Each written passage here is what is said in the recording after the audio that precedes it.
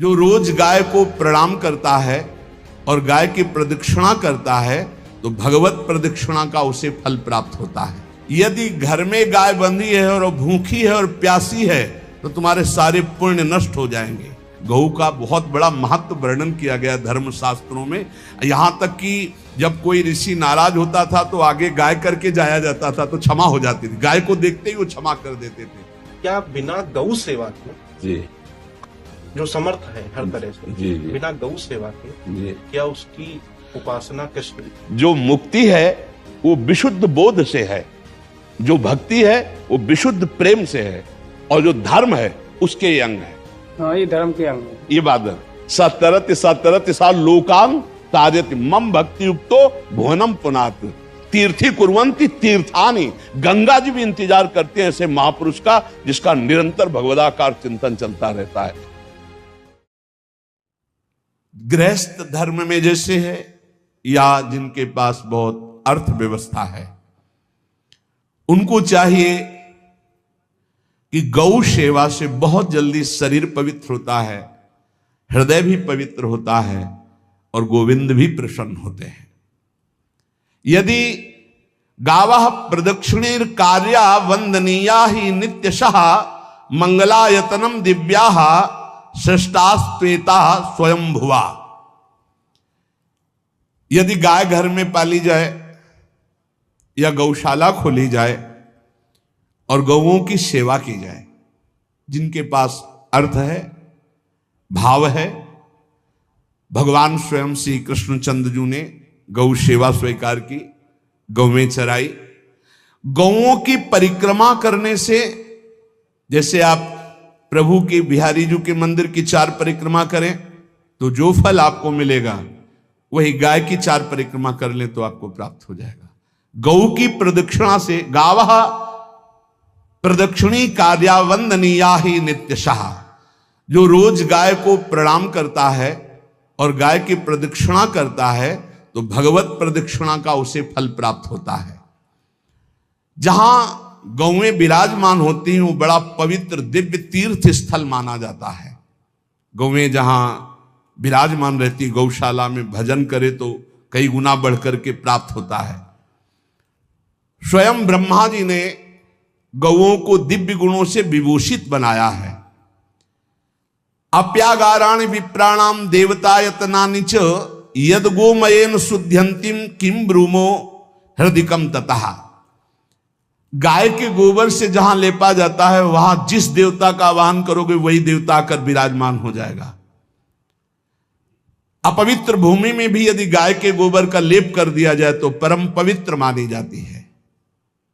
गाय बहुत पवित्र, जहां वो बैठती है, जहां वो मूत्र त्याग करती, गोबर त्याग करती, वो स्थान तीर्थ तुल्य पवित्र माना जाता है। भगवान जब गाय के पीछे पीछे चलते तो गोरज उड़कर उनके मस्तक पर विराजमान होती, उनके मुखार बिंद पर विराजमान होती। बाल गोविंद के अनिष्टों को दूर करने के लिए गाय के पूंछ को उनके ऊपर ऐसे झाड़ा देती थी मैया। जब गुरुमंत्र वैदिक सिद्धांत से दिया गया था पहली बार तो पंचगव्य पिलाया गया था। गोमूत्रम गोमयम क्षीरम दधि सर्पिस्तथैव च गवाम पंच पवित्राणि पुनंत सकलम जगत। कितना भी बड़ा पापी हो अगर पंचगव्य पिलाया जाए तो वो वैदिक मंत्रों को स्वीकार करने लायक हो जाता है, पवित्र हो जाता है। पंचगव्य में 5 चीजें गाय की होती है। गाय का मूत्र, गाय का गोबर, गाय का दूध, गाय का दही और गाय का घी, ये 5 मिलाकर पंचगव्य पिलाया गया था। पहली बार जब वैदिक मंत्र दिया गया था तो पंचगव्य बनवाया था गुरुदेव भगवान ने संन्यास, और वो पिलाया था। ये पंचगव्य पिलाने से अपवित्रता का नाश होकर पवित्रता का संचार होता है।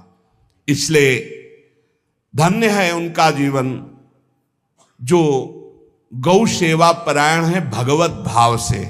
गाय में साक्षात भगवान का भाव रखकर गौ सेवा करते हैं। त्रिषिता गौर गृहे बद्धा गेहे कन्या रजस्वला देवशास्त्र सन्निर्माल्य हंति पुण्यम पुराकृतम। यदि घर में गाय बंधी है और भूखी है और प्यासी है तो तुम्हारे सारे पुण्य नष्ट हो जाएंगे।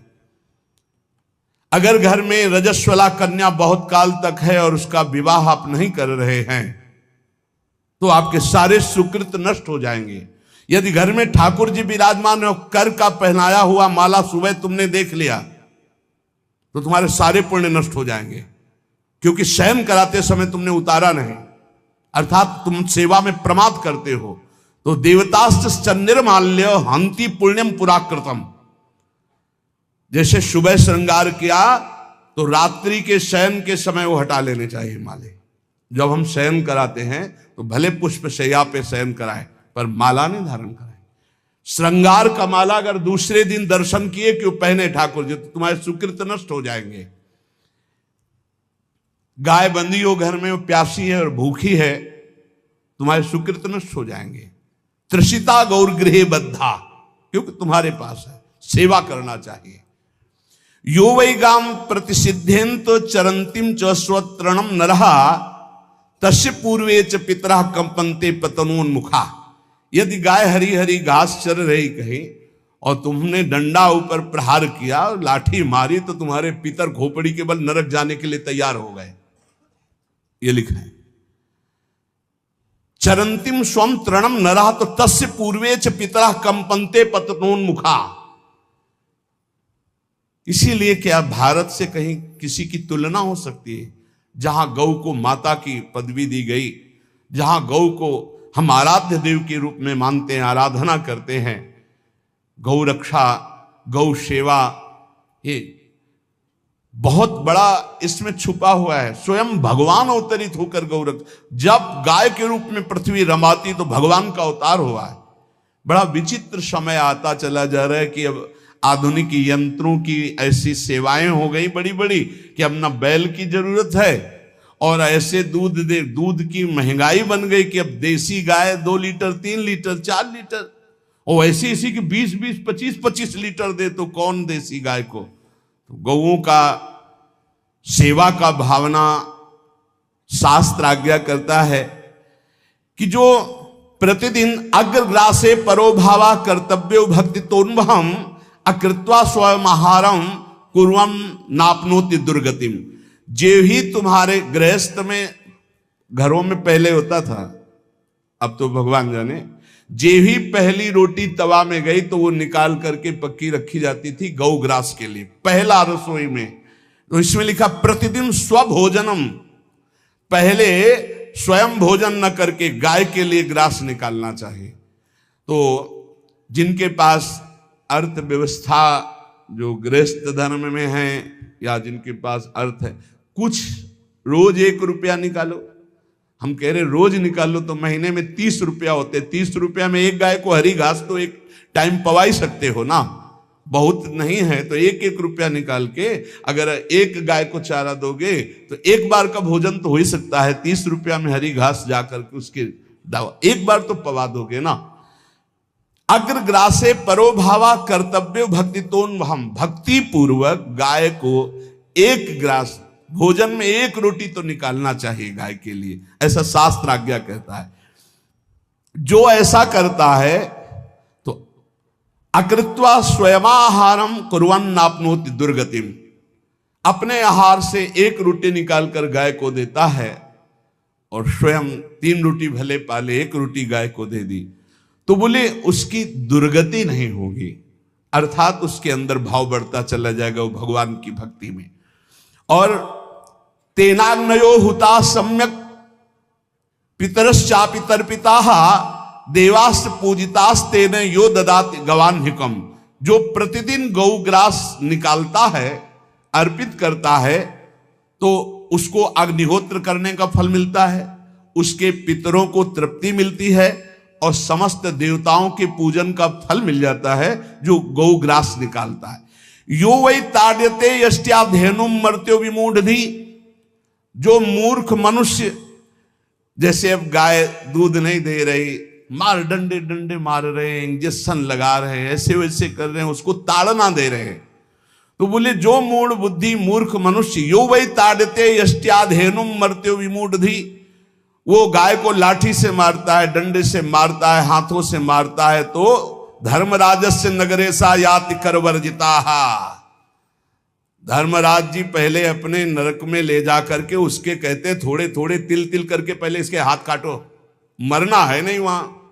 अब आराम आराम से थोड़े थोड़े पहले हाथ वर्जिता, इन्हीं हाथों से गाय को मारा था ना, तो ऐसे थोड़ा थोड़ा काटा जाता है उसके हाथ। कर वर्जिता, उसके दोनों हाथ काट करके थोड़े थोड़े। यो वै दंसान वार्यति तस्य पूर्वे कृतार्थ कहा नृत्यंत सवादिस्मास तरिष्यति भाग्यवान। जो गौ के शरीर को स्नान कराता है, गौ के शरीर को कीट आदि से मच्छर आदि से रक्षा करता है, और खूब अच्छा अच्छा पदार्थ गौ, केवल दूध के लोभ से नहीं, ये हम गौ सेवा की बात कर रहे हैं। ये कि नहीं वहां 10 लीटर दूध देती तो हाथ फेरो, जब दूध नहीं देती है तो चारा भी ठीक से नहीं दे रहे, और उसके ये स्वार्थी हो, गौ सेवा का बात नहीं। वो दूध का लोभी केवल व्यापार की बात करता है। गौ सेवा का तात्पर्य है गौ सेवा केवल, खूब बछड़े को पिला दिया प्रसाद रूप से, जो दूध मिला उसका अपने सेवन की, वो बात तो अलग है। अब बछड़े को तो जरा सा केवल पिन्हाने के लिए कर दिया, और खूब सारा दूध लीटर में नाप करके जा रहा है, और उस समय तक तो खवाओ पियाओगे ही खूब अच्छे से। इसके बाद जब दूध देना बंद किया तो उसका आदर सत्कार खत्म, खोल के बाहर ऐसे वो प्लास्टिक खाते घूम रही है, तो ये गौ सेवा नहीं मानी जाएगी, वो स्वार्थ पूर्ति मानी जाएगी। जो सदैव गौ सेवा करता है, उसके डांस मच्छर हटाता है, स्नान कराता है, पीठ में हाथ फेरता है, उसके पूर्वज जो पितर होते हैं वो नाच पड़ते हैं, उनका मंगल होना शुरू हो जाता है कि हमारे वंश में गौ सेवक पैदा हुआ, बड़ा भाग्यवान है, और वो गौ के द्वारा हमें तार देगा, ऐसा भाव। गौ सेवा हमारे सनातन धर्म में बहुत बड़ा स्थान गौ सेवा का है। पर एक बात ध्यान रखें, इन सब सेवा का फल है भगवान के चिंतन में निरंतर वृत्ति डूब जाए। हमारी एक एक वृत्ति, एक एक क्षण भगवान के चिंतन में डूब जाए। अगर नहीं तो हम आपको उत्तर दे रहे हैं, क्या महाराज नृग जैसा कोई गौ सेवक हुआ है दानी? भागवत में पढ़ लेना, करोड़ करोड़ गायों को, करोड़ों गौशालाएं थी, एक दो नहीं। इसलिए कह रहे हैं करोड़ों शब्द कि आप उसको कहीं ज्यादा ना समझें। पृथ्वी के कोई भूमि के कण गिन सकता है, बारिश की बूंदे गिन सकता है, लेकिन महाराज नृग की गौएं जितनी दान की गई वो गिनी नहीं जा सकती थी, ऐसा वर्णन आता है। अरबों अर्बुद गौओं की सब स्वर्ण से अभिषिक्त करके ब्राह्मणों को दान करना। इतने बड़े गौ सेवक, इतने बड़े दान करने वाले, एक चूक हो गई, ना दान लेने वाले तपस्वी ब्राह्मण की गाय किसी अन्य ब्राह्मण को दान कर दी, और वो ब्राह्मण ने जब गाय देखी बोली मेरी गाय चुरा ली। बोले महाराज नृग ने दी। महाराज नृग से कहा मेरी गाय है, तो उनका गौशाला में आ गई होगी, आपको 10,000 गौएं देते हैं, आप अपनी गाय। बोले मैं प्रतिग्रह नहीं लेता। जिसने दान लिया था उसने कहा गाय यही लेके जाऊंगा, तो उनका आप गाय छोड़ दीजिए, आपको 10,000 गाय देते। बोले नहीं लूंगा। बस अनजाने के अपराध ने गिरगिट बना दिया था, कुएं का गिरगिट। पर भगवान बड़े कृपालु हैं, गौ सेवक थे, इसलिए गोविंद द्वारिकाधीश जी ने उनका उद्धार किया। सब साधन का फल है अच्युत भावना से युक्त होकर, भगवत भावना से युक्त होकर निरंतर भजन करते हुए सेवा परायण रहो, चराचर जगत की सेवा परायण रहो। भजन करना ही सबसे बड़ा परम धर्म है। हम सब सेवाएं करें जगत की, लेकिन अंदर से राधा राधा राधा, गोविंद गोविंद गोविंद गोविंद, आनंद आ जाएगा। तन से सेवा करो, मन से भगवान के चिंतन, मामनुष्मर युद्ध से भगवान के चिंतन में रहो। सेवा और व्यापार में अंतर होता है। गौ सेवा के बहाने से धन का जो दान लेना है और उसका अपने में प्रयोग करना, मैं पितरों सहित नरक जाना है, लिख लो।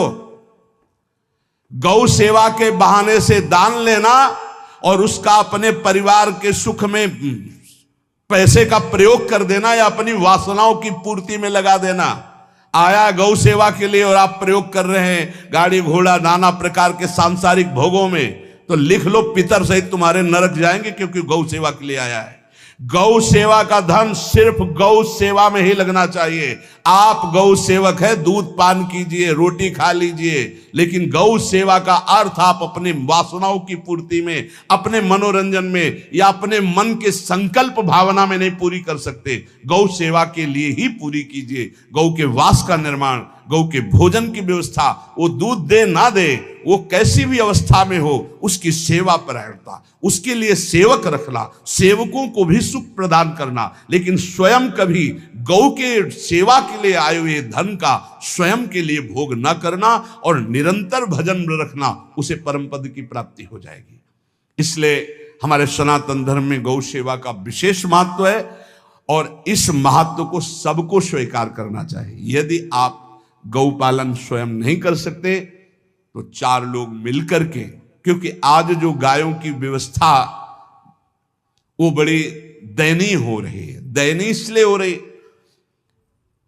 कि दूध की अधिकता के चाह रखने वाले भैंस रखते हैं या विदेशी गाय रखते हैं। अपनी भारतीय जो देसी गाय है वो उतना अधिक नहीं देती कि 40 लीटर 30 लीटर 25 लीटर, बहुत अधिक देगी तो 5 और 8 लीटर। देसी शुद्ध गाय अपनी जो है वो 8-10 लीटर, बहुत जब व्यवस्था हो। नहीं तो अपने गांव में तो देखा है 2-2.5-3 लीटर से ज्यादा नहीं देंगे, 1.5 लीटर इधर 1.5 लीटर उधर, या बहुत हुआ तो 2 लीटर 2 लीटर, पर वो स्वर्णिम दूध होता है। जो दूध की चाह रखने वाले जन थे अब वो गायों को नहीं रखते, देसी गायों को कोई बिरला ही रखता है। अब पहले बैलों की जरूरत होती थी, गाय बछड़ा दिया तो आनंद होता था कि किसानी के काम में। अब तो ट्रैक्टर है तो बैलों की जरूरत नहीं।